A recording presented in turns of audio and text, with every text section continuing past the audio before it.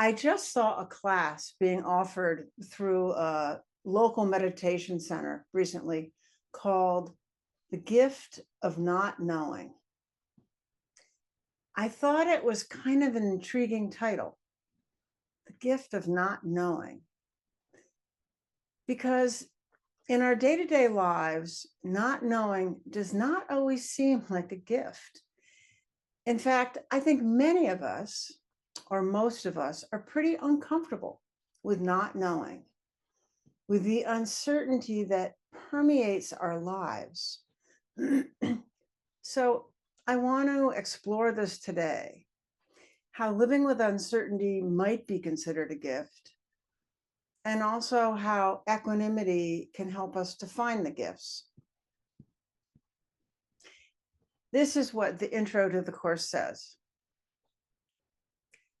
As the year turns towards its darkest season, we're invited into a different kind of light, the quiet radiance of not knowing. The untrained mind craves certainty, but the Dharma leads us into mystery, fertile, unsettling, and full of possibility. So let's explore this a bit. What is the quiet radiance of not knowing? We've begun to learn something about this right here in our meditation practice, even at the simplest level.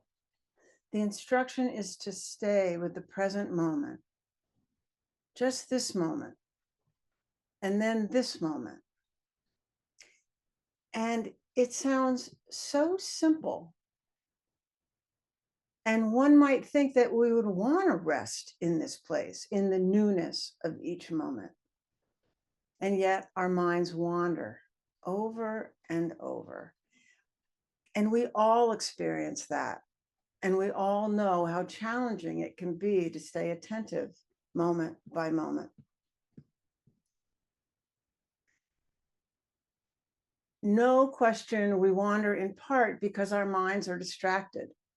But I wonder maybe if our minds also wander because they find something uncomfortable about being present.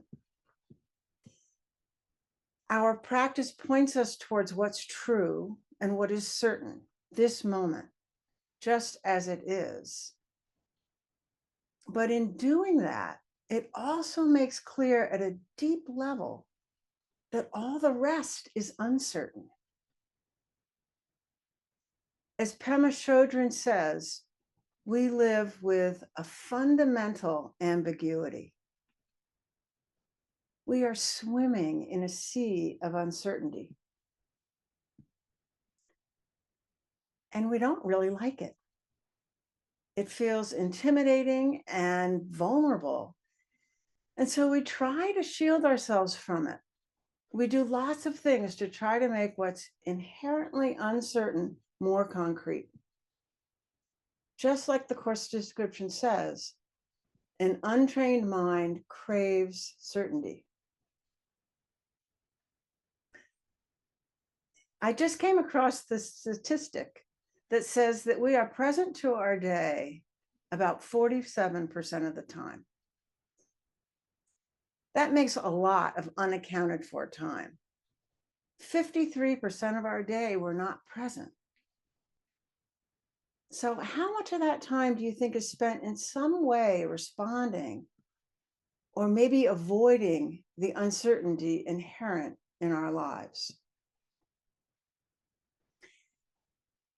As I've been exploring for myself, I find myself planning a lot. I'm planning my day, I'm planning my next meal, my vacation, chores, future conversations. I'm rehearsing. Oh my goodness, I'm good at it. And mea culpa, I went to planning school, really. So I should be good at it. And granted, I studied environmental planning, but the inclination has gone way beyond my professional life. And it surprised me. I live in the planning mind much more than I need to. And of course, some level of planning is important to all our lives, but honestly, I defer to planning so often and repeat the same plans over and over in my mind, way beyond being useful. When I'm attentive to it, I can feel the dukkha. I can feel the tightening that it creates in my mind and my body. And if I look even a bit more closely, I notice that the energy underneath that's fueling the planning is some sort of discomfort with uncertainty, with not knowing and wanting to solidify what comes next, to be in control as much as possible of what is coming. It's amazing the way the mind can spin out when we're uncomfortable with what we're feeling. Anxiety, worry, daydreaming, catastrophizing, rehearsing, wanting. All of these may be responses of our untrained mind, which is craving certainty in an uncertain world. So I wonder, do you know where you go when your mind wanders?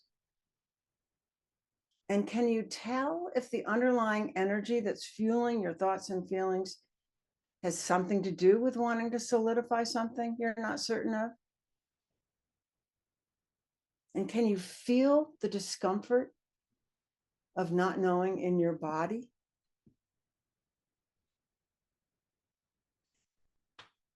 What would it mean to feel that? Not to push it away or try to make it something else, but to recognize and rest with the uncertainty itself in an embodied way. It's not unbearable, though it might not feel pleasant. And that's where the invitation for equanimity arises. It offers us a way that feels balanced and supportive in the midst of what is uncomfortable and uncertain. Equanimity is a position of the heart that holds it all. It's a soft stance, an allowing and relaxed stance. It's not a grin and bear it. It's really an opening and a softening into our own human vulnerability, our own not knowing what comes next and gently resting there, if even for just a few moments.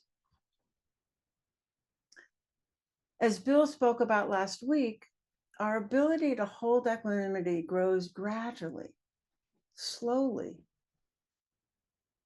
But when we're able to, from that place, so much possibility is available to us. Tara Brach says, equanimity is a heart that is ready for anything, and a wisdom that knows to let this be just as it is.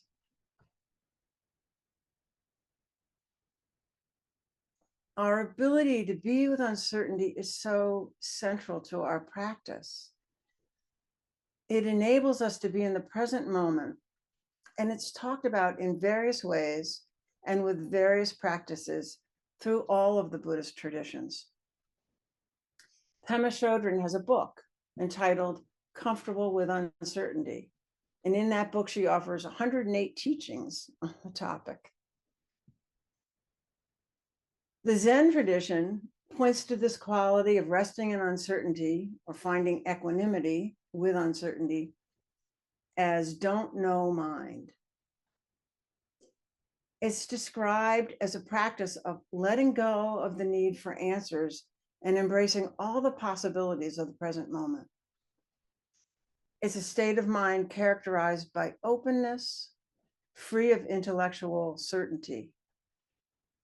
I love that perspective, the possibilities of the present moment. One Zen master says, we want to know, we think we know, we think we're supposed to know, but we don't really know. All we know is this moment. And if we really live that, it changes everything.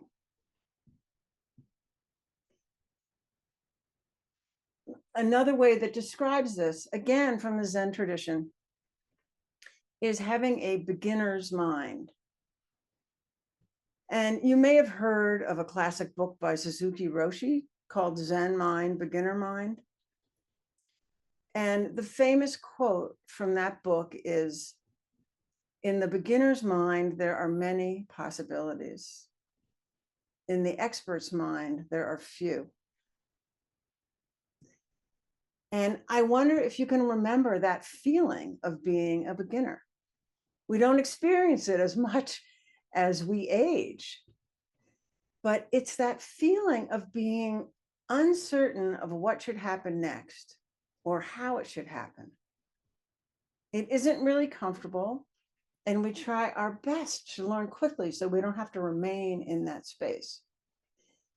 But this teaching is suggesting that we do rest there, even if it is uncomfortable, because this is where the richness and the possibilities lie. Don't know mind and beginner's mind both point to the same thing: to learn to rest with openness and to find some stillness within the uncertainty that's inherent in the midst of it. And that's equanimity. When we're able to open our hearts in this way with equanimity, there's the possibility of shifting from the anxiety or the fear of not knowing to the possibilities. Something great might happen, or maybe it won't, but we're able to be steady, whatever arises. When my husband and I are on vacation, sometimes our well laid out plans don't go as we expected. It's kind of the nature of vacations. Haven't we all kind of had that experience? And when that happens, Dan always says, the adventure continues. Let's just see what happens. And that's the change of perspective. Each moment becomes a little bit of an adventure. So the class that I spoke of in the beginning, the gift of not knowing, the description goes on to say, the class will explore how to gently attune to the stillness where craving settles and the agitated heart can soften. Through guided practice, Dharma reflections, and embodied rest, we'll deepen our trust in the unseen path ahead. Those are good words for us too. They remind us that this is what we are doing here on the daily sit. We're learning to settle, to soften, and to trust the path ahead, excuse me. In this crazy world with so much uncertainty and agitation, we can aspire to this, to offer some much needed steadiness and equanimity to ourselves and to the world. Thank you all for listening. And let's transition to our practice. First, coming into our bodies and really offering them what they need today.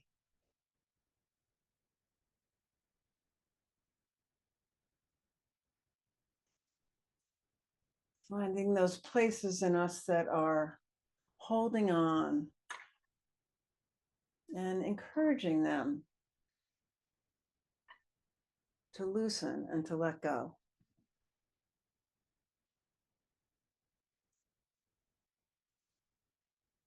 Allowing for some sense of spaciousness inside.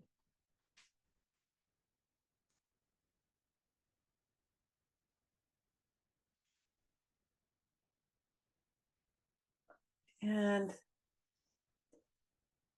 as that feels complete, coming into a posture of relative stillness,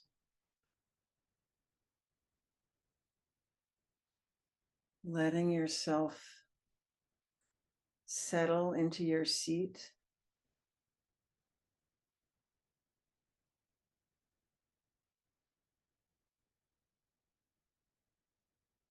feeling the weightiness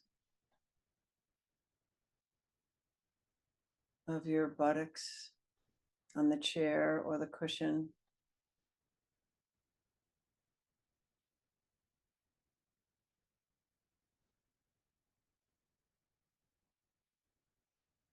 And the alertness of your body, your torso, flexible but straight.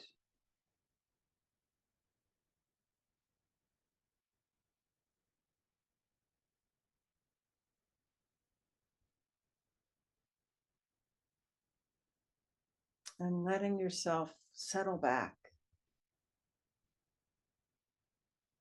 into this moment.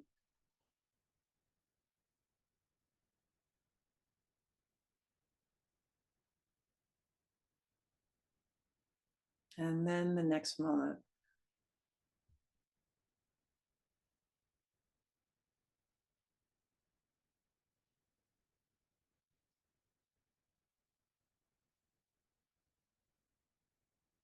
Welcoming each moment as it arises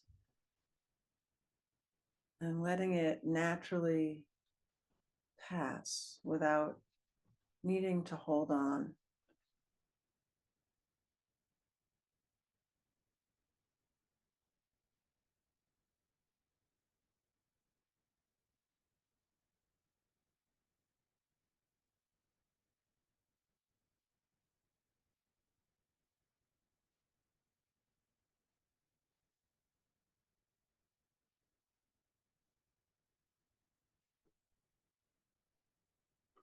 Resting.